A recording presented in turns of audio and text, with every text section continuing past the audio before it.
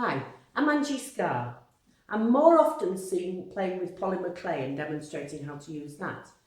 But today I'm going to have a go with this little thing.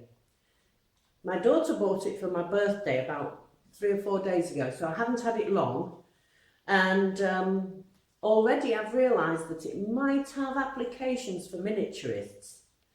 So I'm going to show you a little experiment I'm doing at the moment for my latest book about gardens. And well, keep watching.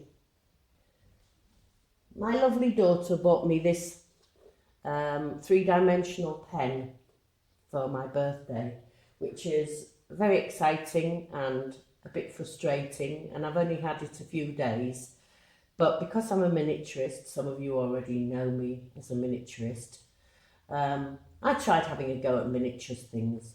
I made some little baskets and tried to make some garden fencing. And while I was in the middle of having a go at garden fencing, I thought to myself, well, what about wrought iron? Because I've got a project on my latest book where I want to make a little patio garden, a Spanish patio garden. And these patios are so wonderful because they have these lovely wrought iron gates, and you can peer through and see the beautiful plants inside. So I started having a go at wrought iron, and even though I've only had this this pen for a few days, I've already decided that it's better not to be trying to draw in midair, but actually drawing over a pattern. And so I went to the internet and printed out a few patterns for wrought iron work. And this one I particularly liked because it's got these little bands, and I'll show you why these little bands are useful later. But it's mostly about joining things together. The problem with drawing with the plastic onto this paper is that the plastic shrinks a little as it cools down and makes the paper want to curve. So you do need to tape down your paper. If I can find the end of my tape, because I'm filming, it's bound to misbehave. Okay, so I'm just using a bit of masking tape. I think that I'll probably buy one of the specialist boards that you can get for this job. And while I'm taping this down, I'll explain to you about the filament that the pen uses. It's called ABS filament. There are two types of filament. One's ABS, and I can't remember what the other one is, but the ABS filament is the strongest one. I believe it's the strongest one. I may be wrong, but it's certainly the hottest setting. I'm not happy with that because it's not flat. I need it to be flat, otherwise we'll get a wonky panel. I believe it's the strongest setting, but it's certainly the hottest setting. And this means that you can use it for polymer clay, things that you will later use polymer clay on. So you can put it in the oven and it won't distort at the polymer clay temperatures. It won't distort, which makes it really useful for me. Okay, so that's taped down reasonably well. So the next thing for me to do is, for anybody who's never used one of these before, and believe me, I've only had it 3 days, so I'm still finding out how to use it and making lots of mistakes. But the first thing that you need to remember is, as soon as you start feeding it, it's going. And the only way to stop it is to take your finger off the button. Okay, as soon as you take your finger off the button, it stops feeding, but you can't keep it switched on with your finger off the button for a long time, because what happens is this filament is melting in there like a glue gun, and as it's sitting in there melting, it's carbonising and it can block the machine up. So so far I haven't blocked my machine up, but I'm dreading the day when I will, especially when somebody comes to the door when I'm in the middle of something and I forget to turn it off. So the first thing to do is switch it on. I've just switched that on at the mains. and then you press the normal feed button once. Other machines might be slightly different, but this one's the basic version that you can get on the internet for a very reasonable price. And I'm assuming it's reasonable, although I know my daughter can be generous at times. So when that red light goes green, it's time to feed in this filament. As I said, this filament's called ABS filament, and it comes in a range of hideous colours, most of them not much use for miniaturists, but there are a couple of nice colours. One of them's this one, but I believe that there's an even better one than this one, which actually looks even more like wood. And I have found out that it's the same stuff that three-dimensional printers use. So as long as you go for this machine, for the ABS filament in 1.75 millimeters, you should be okay, and you can get it in great big spools of a kilogram. So, and they're quite reasonable as well. I think they're about 25 euros, so that's about the same in dollars, or about 18 Earth pounds for a whole kilogram. So I haven't started on my kilogram yet. As I say, I've only had it a few days. So that's now gone green. So what I need to do is press the feed button and push that little thing in. And you might or might not be able to hear, there's a little ticking sound as it feeds through. To speed that up, you advance the speed, and you can hear that it now becomes a low buzz, and it's feeding through quickly. And shortly it'll come out of that end. Whoop, there it goes. So once it starts to feed through, you then need to press this to keep it feeding and draw just as you would with a pen. The problem is that the lowest speed is very low indeed and makes a very fine filament, and I don't want it too fine because I want this panel to be strong enough. So I have to work a bit faster than I'm comfortable with. So I have to work at about half the maximum speed, but this means that I have to be quite sure of my movements and quite flowing. So I'll have a go and see if I can keep myself happy. So I think what I'll do is I'll do these curls first, because they're quite a gentle flow, whereas some of these bits can be a bit fiddly. So I'll start on this top one, and remember you can alter the speed with this. It's not easy to alter it at the same time, but just take your finger off there and alter it if you're not happy with the speed. So here we go. You have to press gently onto the paper, but not so gently that that you're not actually on the paper. And if you press too firmly, you do what I've just done, which is split the plastic. I'm not happy when I do that because it's not so strong, and also it doesn't look right. So I'm going to try and fill that bit in, which you can backfill. It's not as pretty, but so I'll do that again on this time on this side, and I'll try not to press too hard.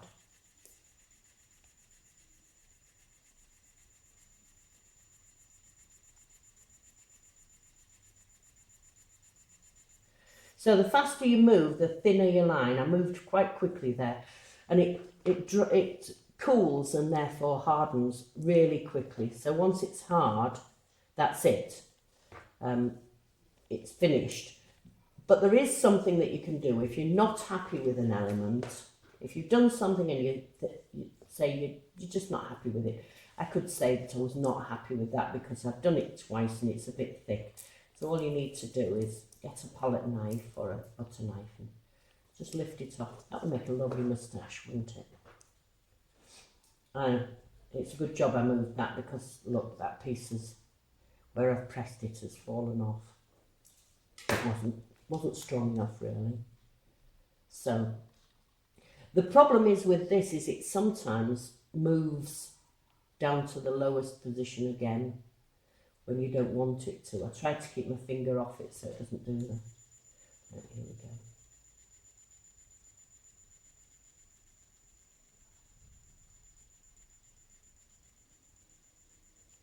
I'm not happy that that's fast enough.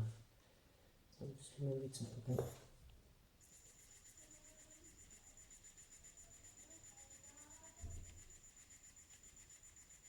That's better. But I've missed a bit. So here, I've just missed a joint. So I can either take that off and do it again, or I can just run beside it and pick that one up there. Still not terribly happy with that. As you can see, when I take my finger off the feed, I also pull the pen off the paper. And as you pull the pen off the paper, it leaves these little hairs, little remains of plastic. You can just pull those off and throw them away. And you can leave them for later, but they can just snag you up a bit. Right. Now, this has some complicated elements, so I'm going to leave that end till later, until I get my hand in. And I'll do this one first, just to show you. I'll put this outside bit first, and then I'll do the circle, and then I'll do the complicated inner bits. So, whoa, I've got that on very fast. It's faster than I'm comfortable with.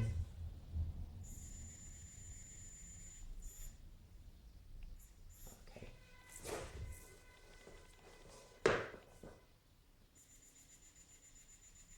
I like to hear that tick.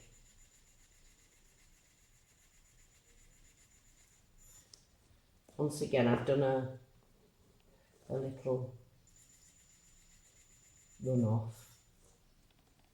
The problem is when you're showing somebody else, you're never completely concentrating on what you're doing, and trying to do things quickly and accurately is not always easy.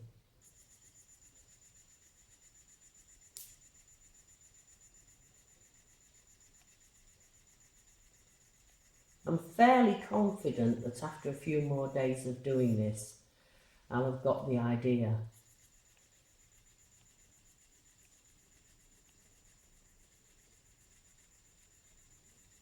But sometimes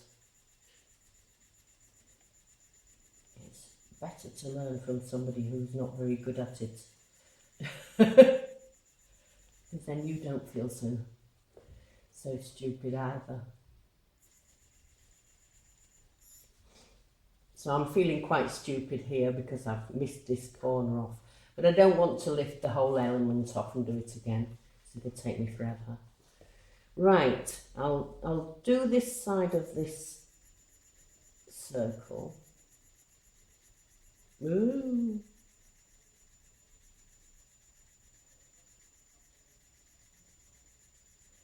That's set just at a nice speed, except that I didn't do that bit very well. So now I'm going to put this circle in there, and then I'll do the complicated inner monogram. This design has got somebody's monogram, it's not mine. And if I had time, I'd alter it to mine, or at least something more appropriate. Although this does look a little bit like mine because it's got an A and an S in it. And this one's an M and an S, I think. This one's EAS. It's upside down at the moment. But that's because it's easier to do upside down. Right, I'm going to do this A now.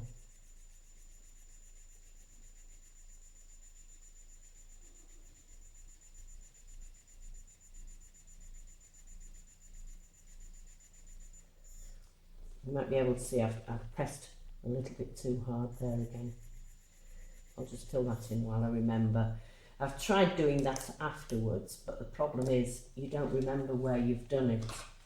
Right, the other way of repairing is, I've got a really bad bit there, is you can take your scissors and cut little bits out.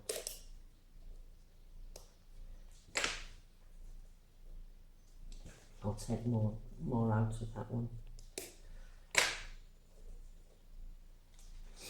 I'll join it just here.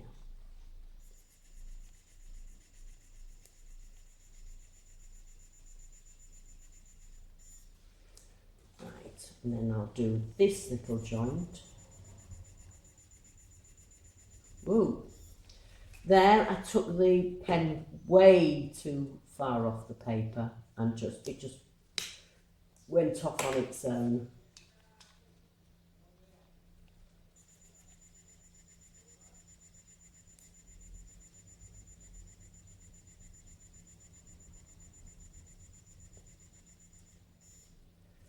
Okay, so I've got the A done. I'll turn that over so you can see. And I'll just fill in this E shape. The more elements there are on the paper, the more you have to cross already hardened plastic. And often that means that you're jumping about in midair, and that's what sometimes causes problems. I was jumping about a bit in midair there.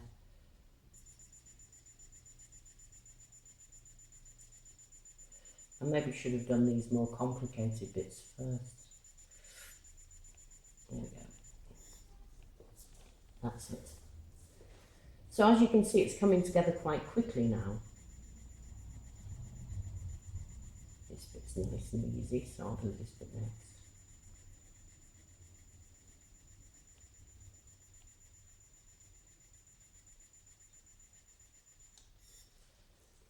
Here I've got, it's a little bit short. I'll just put a second layer of material in. And here, I don't know what I've done here. I've pressed on the paper too hard. That's just not worth keeping.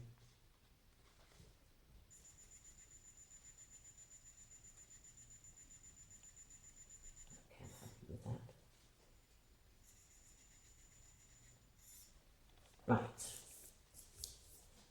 So I'm going to do the circle here because all the edges of these inner bits are a bit complicated, and I will jump a bit and not get a good circle if I don't put them in now. Plus the extra circle will strengthen the design.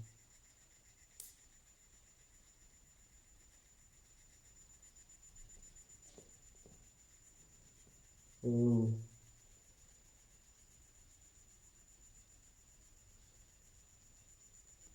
Right. I'd like to double that one up, I think, there.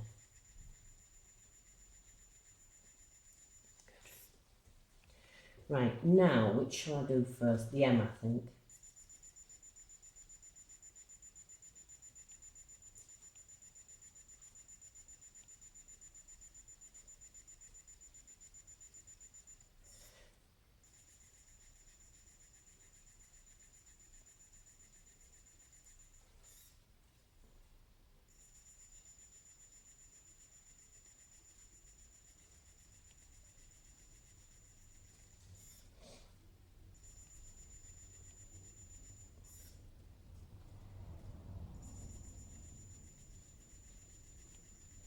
I've got my tongue out at the moment because it makes it easier to work.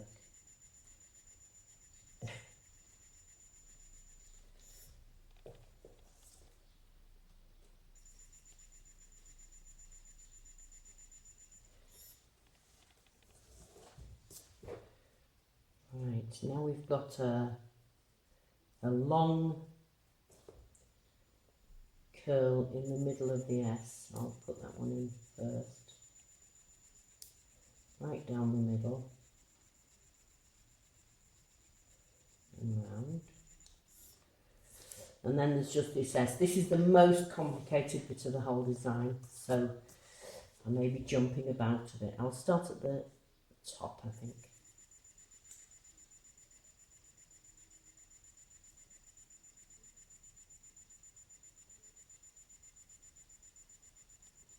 taking it a bit more slowly.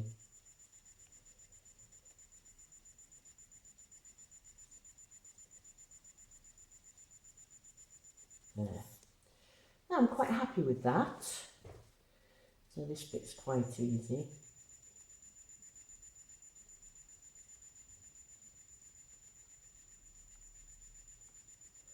Or should be. I'm sure I can make a big sear of it.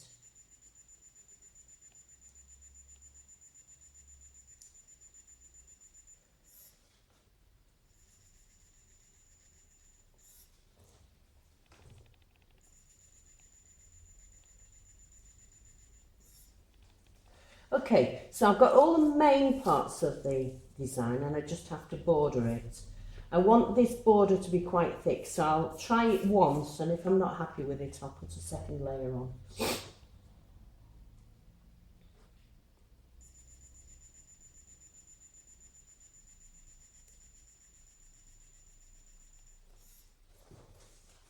It's important that these bits join at the corners. And I'm almost certainly going to decide to put a second layer on.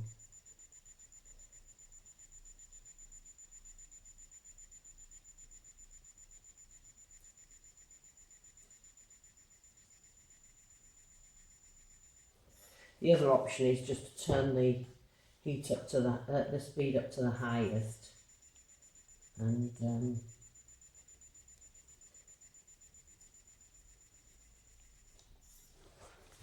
put extra plastic in that way.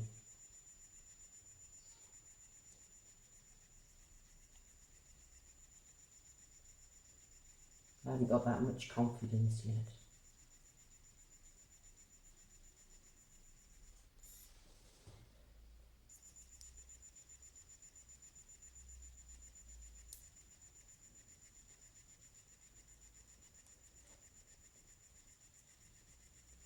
Well, there you go. I've got right round, so maybe I'll have a bit of confidence, turn it up a bit and go around again. Right, let's go. Ooh, maybe that's too fast. Go on then.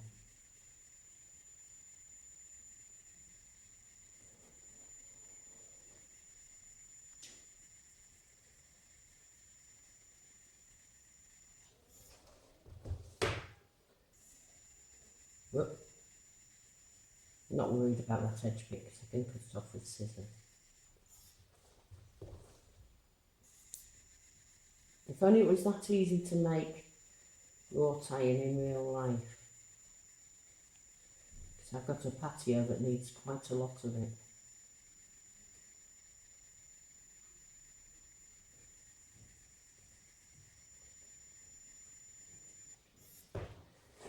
And one last bit here.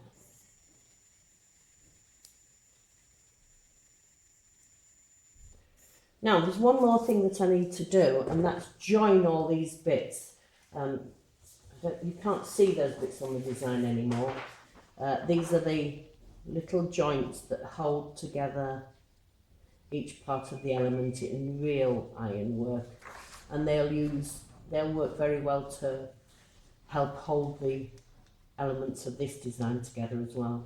Remember to turn that down a bit. So what you need to do really with this technique is to dot on one side, drag over and dot on the other. So I'll start that now. Dot, drag, dot, dot, drag, dot, dot, drag. Whoop, I haven't got that on the paper. You have to touch the paper, otherwise you're working in mid-air, and that could end up anywhere.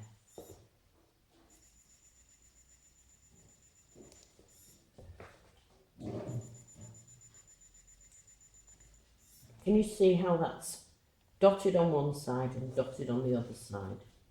There's some bits that are quite difficult to do, like where there are three lines. You just have to fill it in as best you can. It's not really a dot line and a dot, but it will hold it. And here also is quite difficult to do that.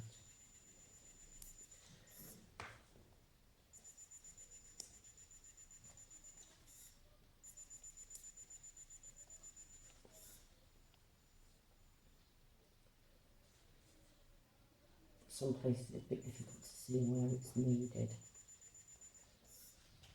one.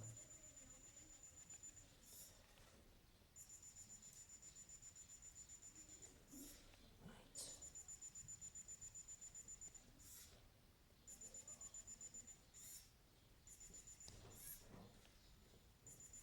You can add extra, it doesn't matter. Anything that you think needs strengthening, you can strengthen. I'm going to put extra ones on this central bit anyway. So let me have a look round here and see if I've missed any places. I'll just put a bit there. Okay, so now I'm on to the central bit.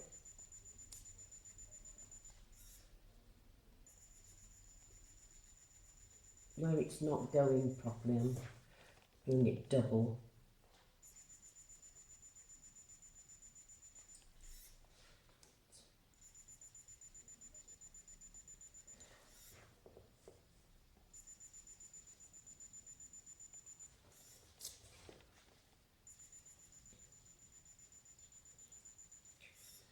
Right, I'm adding an extra one there, as I said I would, and putting two on this end as well, because otherwise those little curls are pretty much in the air and they're quite delicate.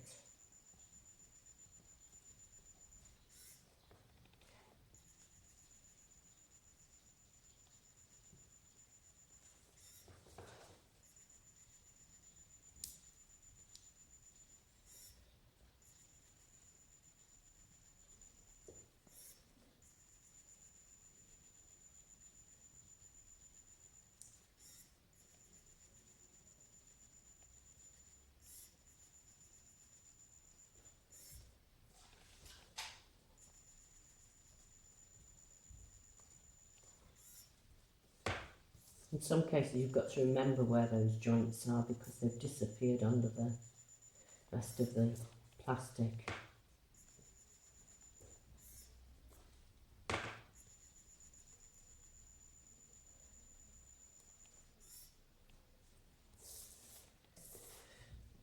I don't think we need anything extra there, that's very well joined, but I would like to put an extra layer on this because it's a very thin piece of plastic. I'll turn it round.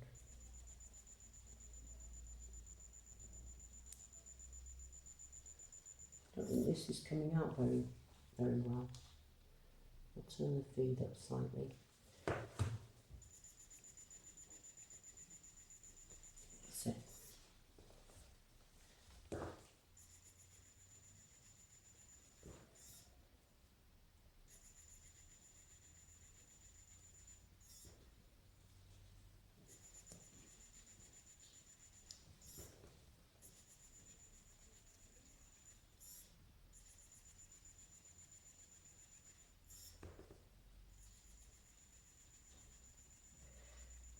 We're getting there. That's it.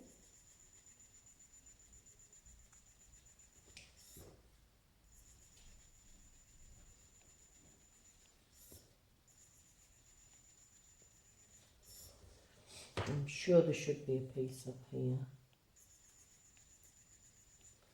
And one there.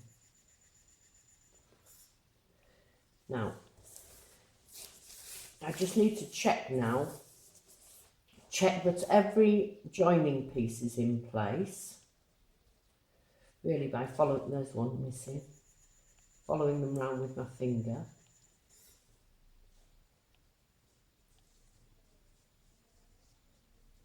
And check that there aren't any bits that I think will fall apart. There's a bit that's a bit short of plastic, that comes to the same thing really.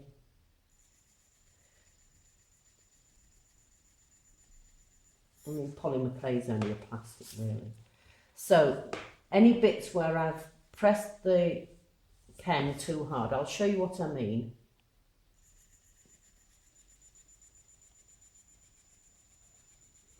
It's not doing it for me. There. Where you press the pen too hard and it splits into two pieces. Here's a piece. and I'm filling that back in again because it's not very strong. And any bits that just look a little bit dodgy.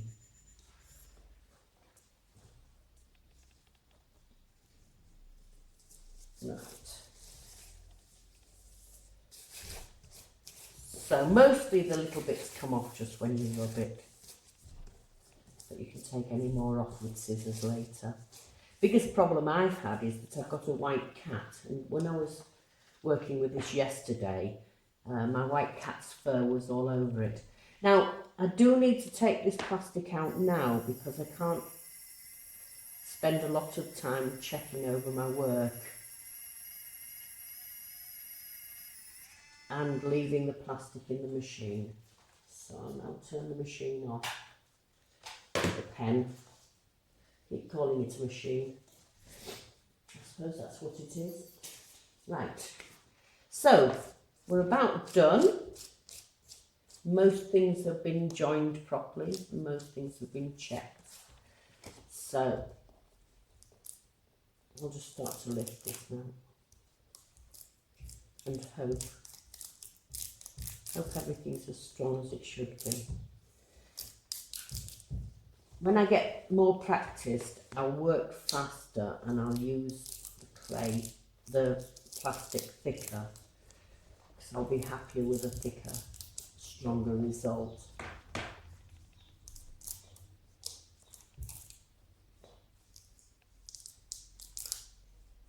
don't mind it looking a bit rustic.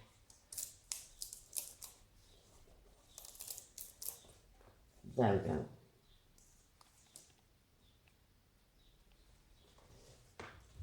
Right, there are a few little bits that could be stronger,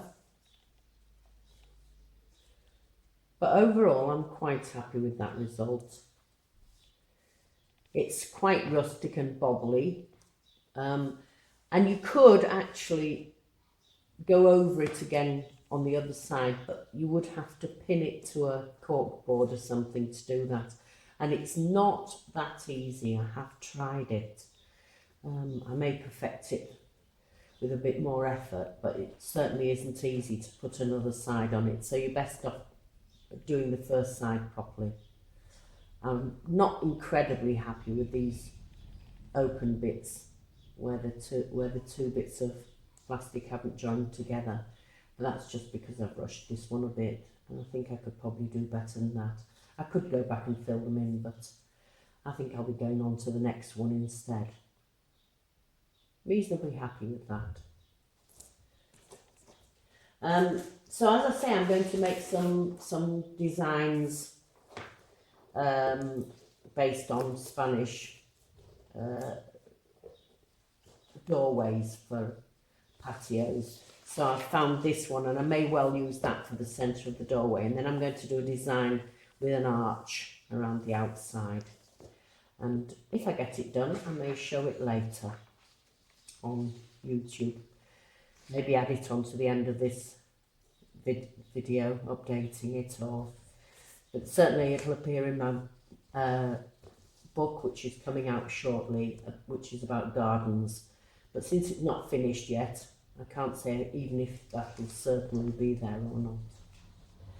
Okay, I hope you have fun with that. If you're asking for a present, if you're a miniaturist particularly, and you're asking, somebody asks you what you would like for your next birthday, maybe you'd consider one of these. I'm sure it's got lots and lots of applications for us miniaturists.